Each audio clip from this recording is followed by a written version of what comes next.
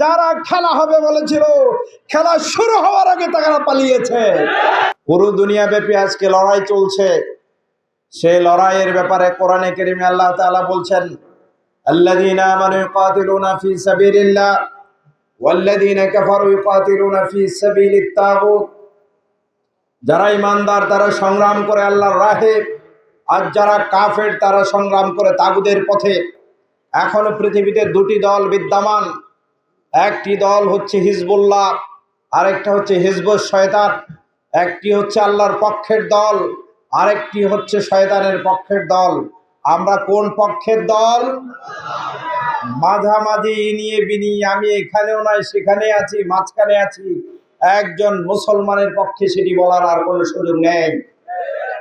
24-এর এই নতুন বিপ্লবের পরে আমাদের উপরে যে আমাদের ভিতরে যে ইয়াকিন সৃষ্টি হয়েছে, আমাদের ভিতরে যে আস্থা তৈরি হয়েছে, স্বৈরাচারী যতই শক্তিশালী হোক না কেন, আল্লাহ তাআলার চাইতে কোনো শক্তিশালী শক্তি পৃথিবীতে টিকে থাকতে পারে না।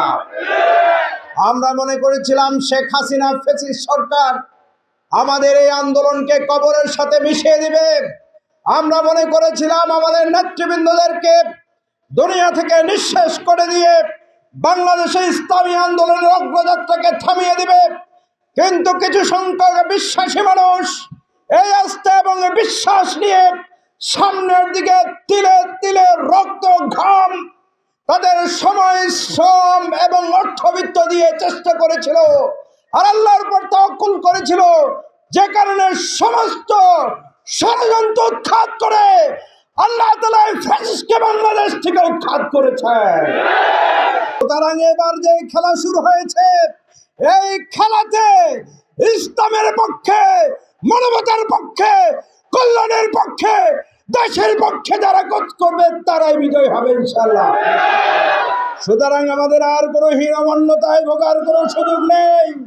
আমরা স্পষ্ট করে বলতে চাই, দেশের কল্যাণের জন্য যারা কাজ করবে, মানুষের জন্য যারা কাজ করবে, সেটি যে দলই হোক না কেন, আগামী দিনে যেহেতু আর দিনের ভোট রাতে দেওয়ার কোনো সম্ভাবনা থাকবে না, সুযোগ থাকবে না। মানুষের তরে যারা কাজ করবে, ইনসাফের তরে যারা কাজ করবে, আমরা তাদের সাথে কাজ করবো ইনশাআল্লাহ।